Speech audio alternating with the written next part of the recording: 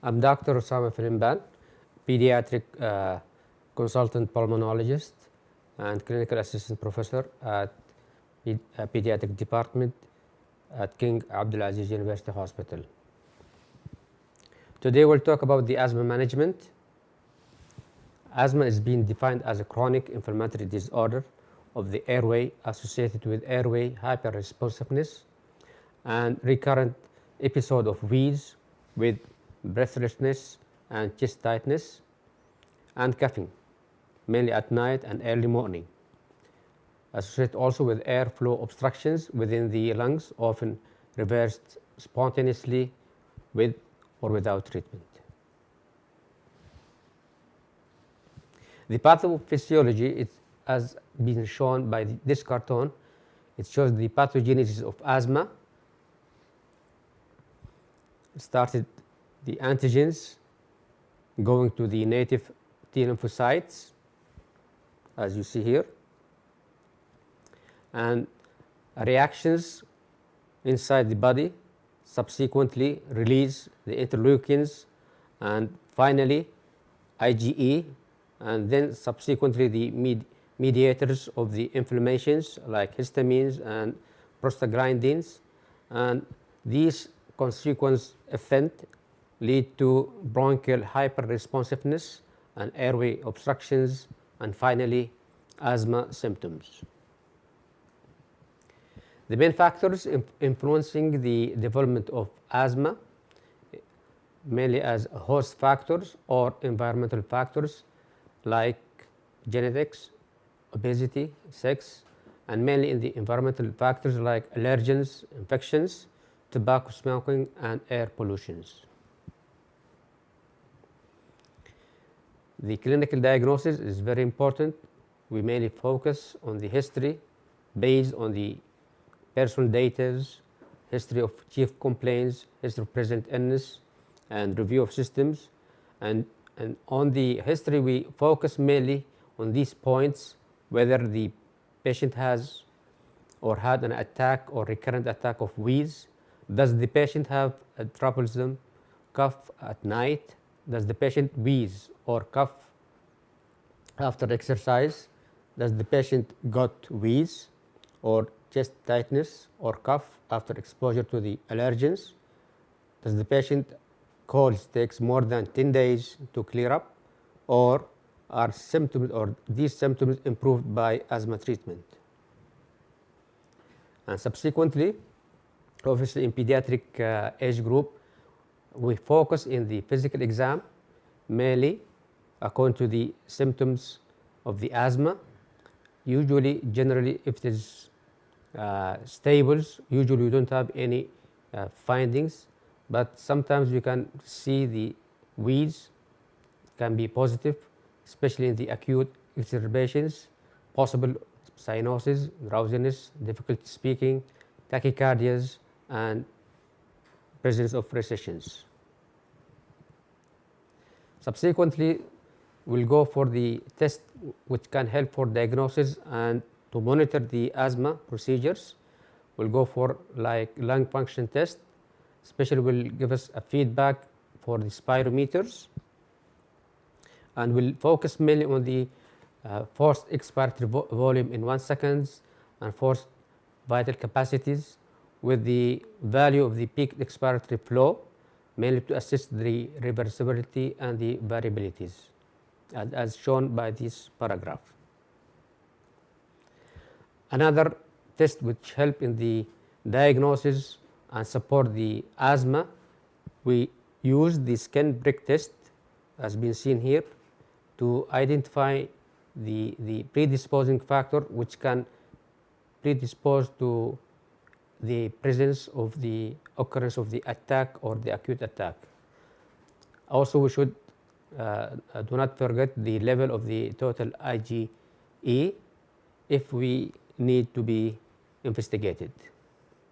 And for children 5 years and younger, we should identify the presence of asthma and clarify it with the episodic wheeze and cough. And usually there are 3 categories of wheeze. There will be transient early wheezing, which will be usually outgrow in the first year, and usually there is a past history of preterm and parenteral smoking. Second, the persistent early onset wheeze, usually it's occur below 3 years, and the symptoms may persist up to the age of 12 years, and usually it's associated post-viral infections. The last episode can be late onset wheeze or asthma, and these symptoms may persist throughout the childhood into adult life. In the differential diagnosis of recurrent wheeze, the chronic, we should consider mainly the following differential diagnoses, like chronic rhinosinusitis, gastroesophageal reflux, cystic fibrosis, foreign body aspirations, primary ciliary dyskinesia syndromes, immune deficiencies, and finally congenital heart disease. In the management, the global initiative for asthma before 2012, they assess the asthma severity, and then after that they initiate the therapy, and subsequently GINA suggests to modify this management and focus on the asthma control, and the aim of this strategy is to minimize the manifestation of asthma by therapeutic interventions, and the goal of the therapy are met, and to adjust the therapy, assess and monitor asthma control. So asthma control is now the key in the asthma management starting from 2012 and forward, and the aim is to see the target, mainly the treatment is initiated and adjusted in continuous cycles, and it is a continuous procedure mainly to assess asthma control, treating to achieve control, and monitoring to maintain a good controls. And this circle is driven by the patient's level of asthma control. So currently, we depend on the level of asthma controls, GINA, starting from 2011 and forward, and to see the level of control, whether we have a good control or partly controlled or uncontrolled, and depend on the characteristic like day symptoms, limitation of activities, nocturnal symptoms and awaking, need for the reliever and rescue treatment, lung function test, and exacerbations. With the presence of these, we can modify it or classify it whether it is having a good control or partial control or uncontrolled. And also GINA, they suggest the asthma control questionnaires. The asthma control test is about a couple of questionnaires given to the parents and the child, and according to the score we can modify the level of the asthma control, whether it has a good control or partial control or poor controls. Pulmonary function test like spirometers, it's another tools to help us to see whether we have an obstructive type or restrictive type. The results like obstructive type, it's suggestive for us as a physician, the presence of the hyperactive airway disease and the presence of bronchial asthma.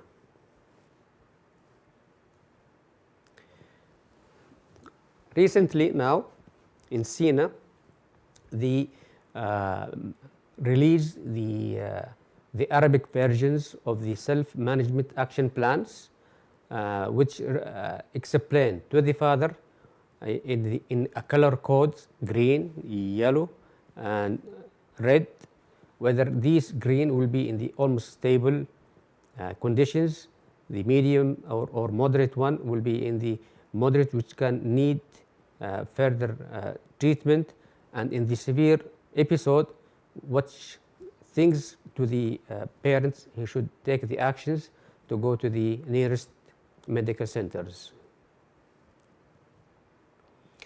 The choose or the treatment in the bronchial asthma, it's very important to choose the inhaler device for asthmatic children, and this has been approved by the GINA and SINA.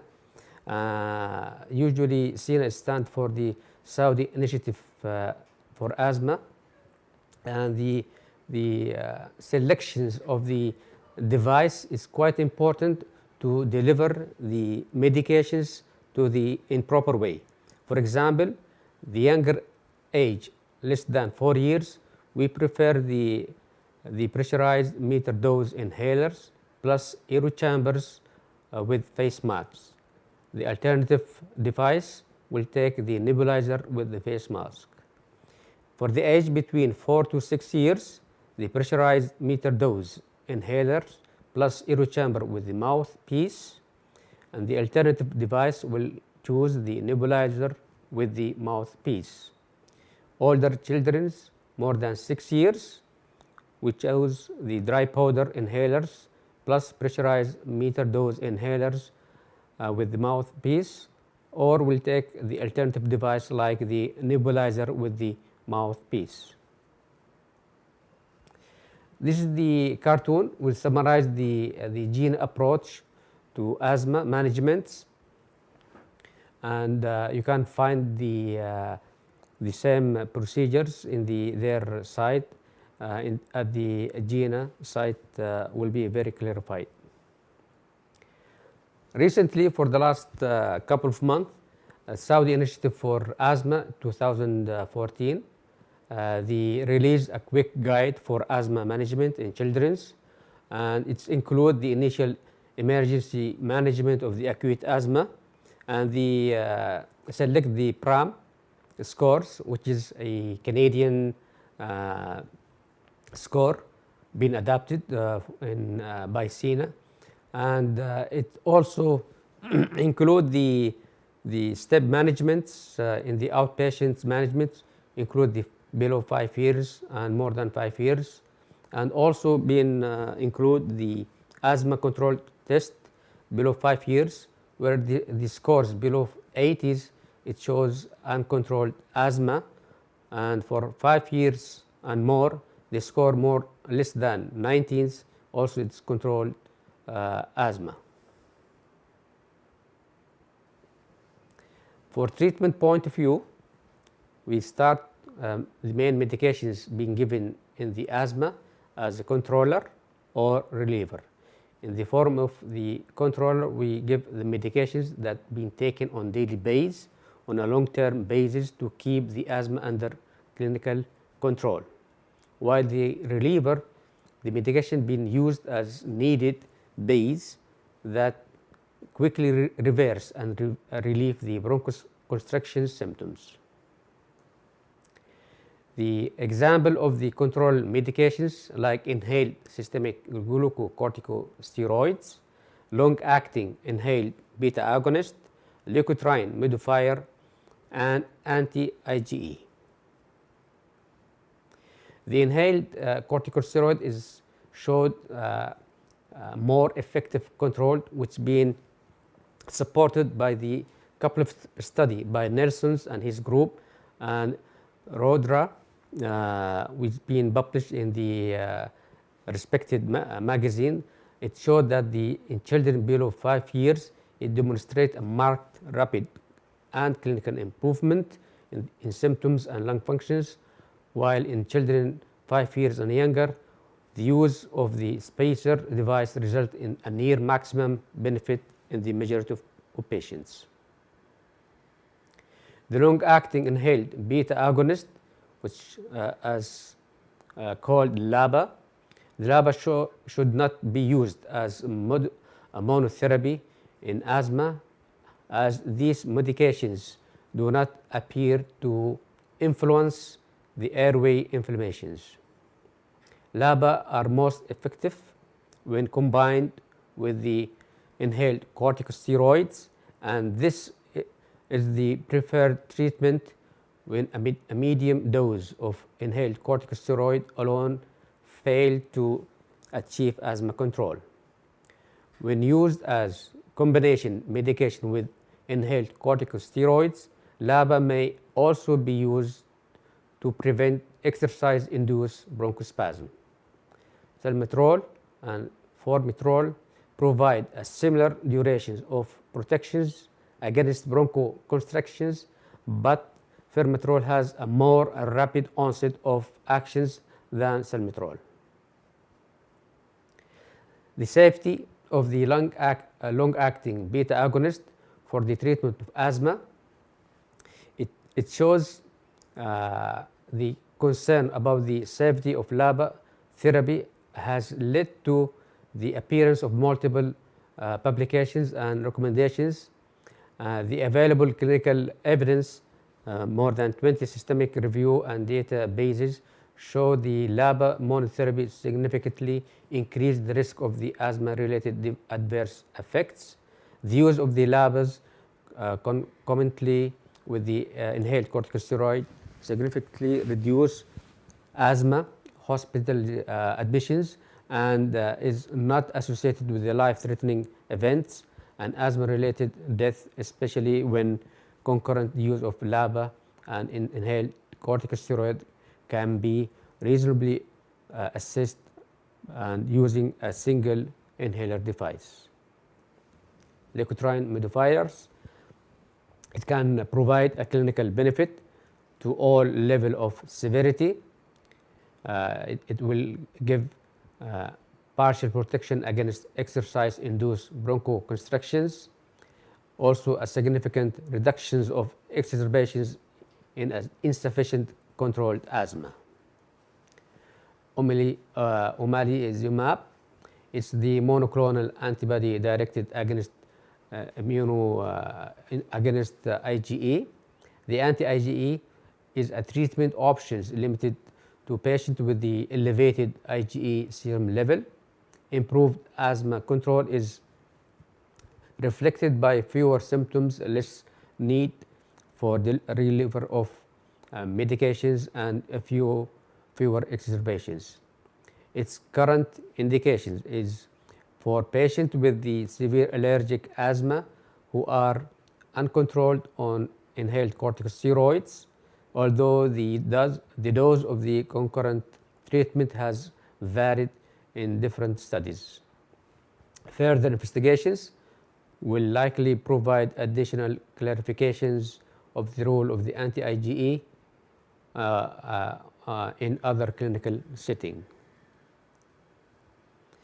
Van Ressens and his group showed the early and the late phase response to allergens challenge after the 12 weeks treatment with omalizumab or placebos, which shows obviously with the presence of the treatment of anti-IgE, the clinical improvement compared to the placebo.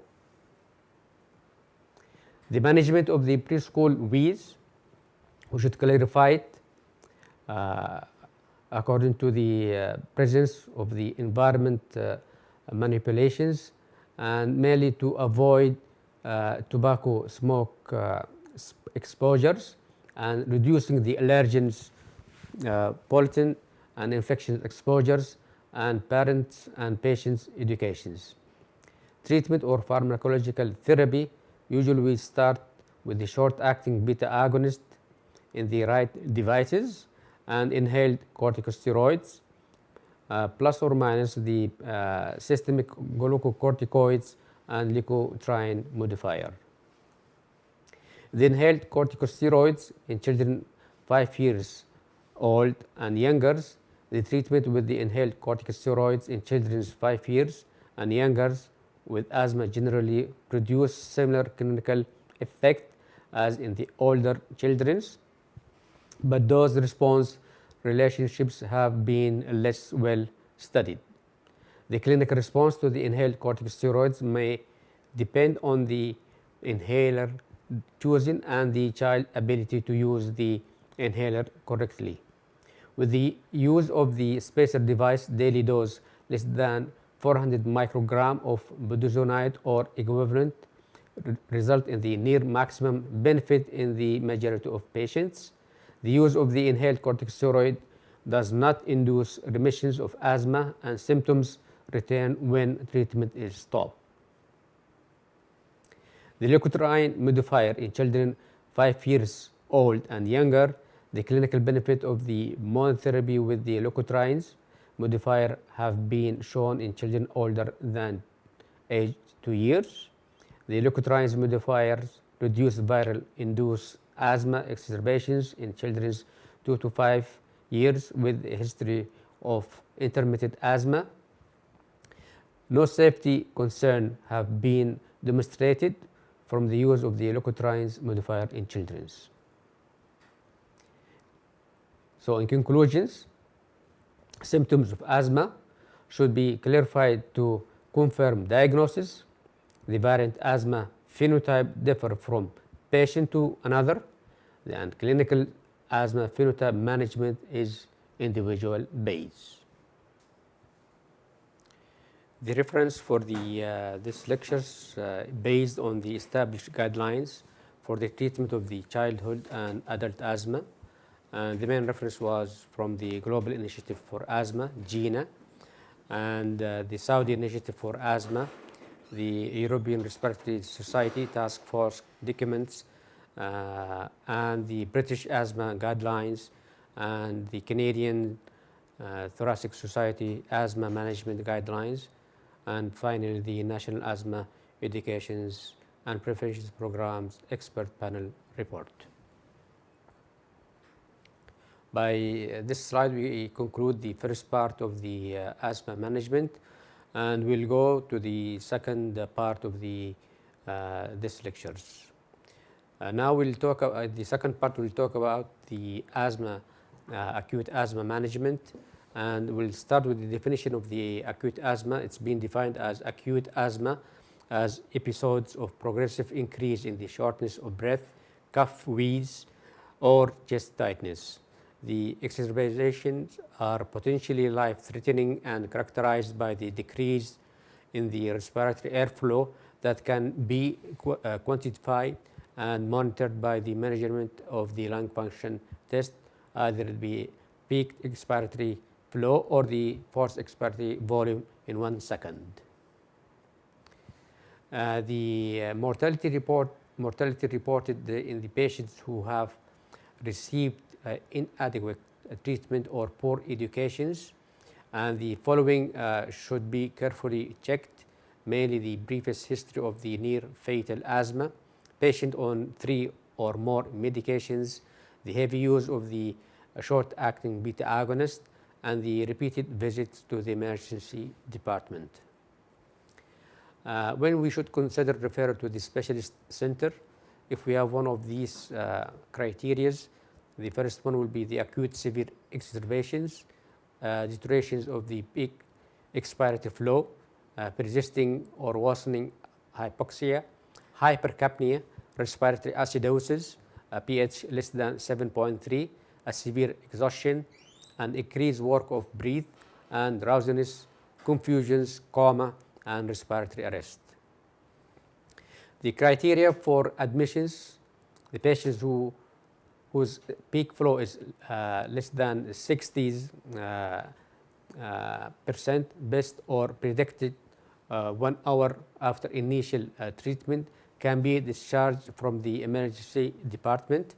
And we should consider the criteria for admissions as the following: any feature of a life-threatening near fatal attack, any feature of severe attack that persists after initial treatment, unless any of the following is present, like the still suffering from the significant symptoms, previous history of near fatals, concern about compliance and pregnancies. Our policy in the King Abdulaziz University Hospital in the acute asthma is life-threatening medical emergency. Treatment is undertaken in the emergency department. The initial assessment of the acute asthma, we use the following steps conducted at the same time. First, we'll go for the assessment of the severity. Will be shown later on in the flow charts. and we'll take the brief history and including the severity, duration of symptoms, exercise limitations, sleep disturbance, current medications to check the doses and the devices, and the causes of the current exacerbations and risk factors for asthma-related death. Third point, in physical examinations, we focus on the auscultations and the use of the accessory muscles and heart rate, respiratory rate, peak expiratory flow or forced expiratory volume, oxygens, saturations, and arterial blood gas, if indicated. And subsequently, we'll go and give the treatment mainly in form of oxygens, and the aim to keep the oxygen saturation more than or equal 94 to 95%. Oxygen administration by the mask, pulse oximetry used to tailor oxygen therapy. If the oxygen still less than 92, it's a predictor of the hospital admissions. Inhaled short-acting beta agonist, and that should be given as continuous or per hour or every 20 minutes, all for 1 hour for less than 5 years, 2.5 milligram, and more than 5 years, 5 milligram.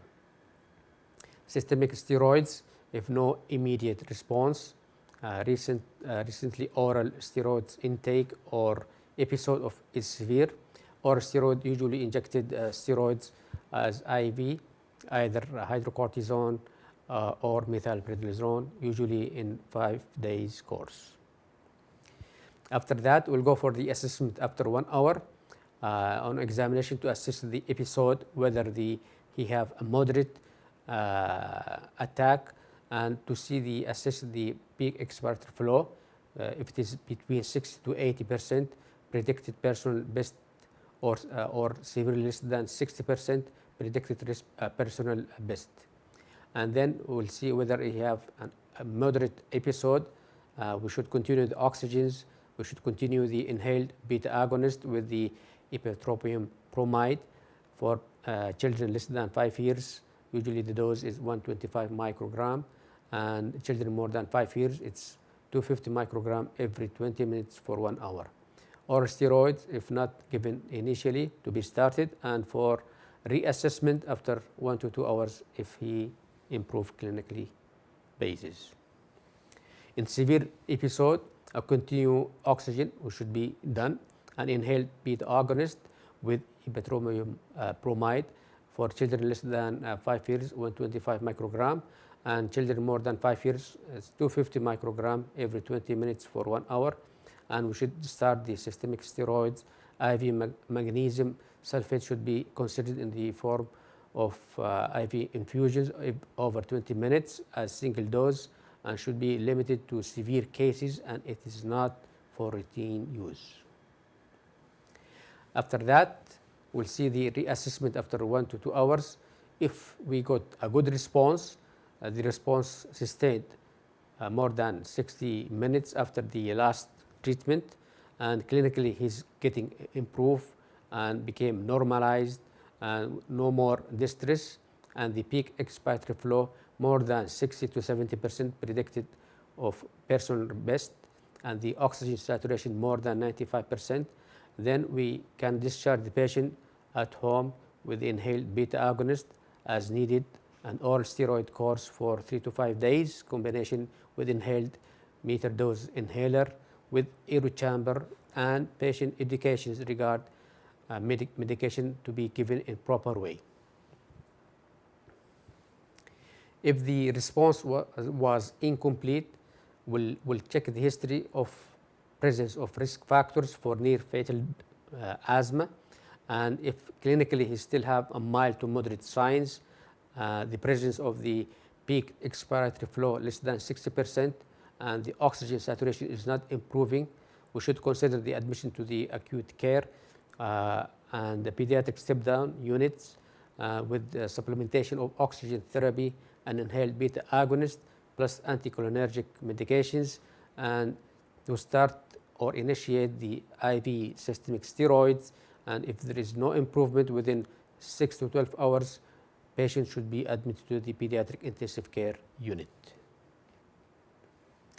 If subsequent there is no poor or there is no improvement and with poor response, we should focus again on the history of the risk factors for renal fatal asthma, and we should examine the patient looking for the symptom of severities, drowsiness and confusions, and if the peak expiratory flow less than 30% and oxygen saturations less than 60%, carbon dioxide is more than 45 millimeter mercury, and we should start the inhaled beta agonist with the anticholinergic. IV systemic steroid should be started, and we should consider IV beta agonist and consider IV theophylline, and we should consider intubation and mechanical ventilation if not improving. This cartoon will summarize the initial management that we spoke about later on, and it shows the management of the asthma exacerbation in acute care settings with the initial management and initial treatment and the subsequent response after 1 to 2 hours. As you can see, the response, whether we have a good response or poor response, and then we should consider whether admissions or discharge home.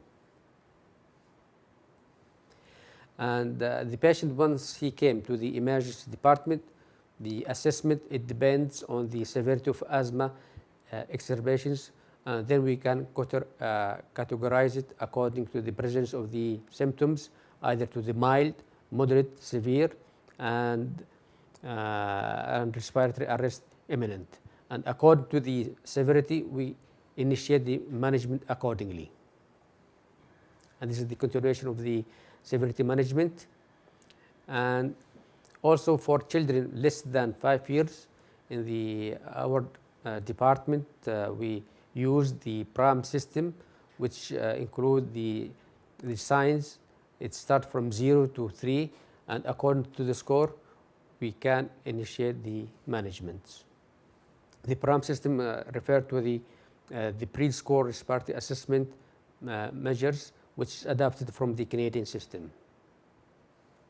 In acute asthma in children less than 5 years, early symptoms of acute exacerbations would usually follow an upper respiratory infections, and the symptoms usually in form of shortness of breath, wheeze, nocturnal cough, and exercise intolerance, and the initiation of treatment with 2 puffs of salbutamol via spacer is recommended. Acute asthma in children less than 5 years, the immediate medical attention should be taken in case of children less than 2 years who had a history of poor response to 3 doses of SABA or short-acting beta agonist within 1 to 2 hours, saturation less than 92%, or the child is acutely distressed. In this age group, the risk of fatigue, respiratory compromise, and dehydration should be considered. Thank you very much.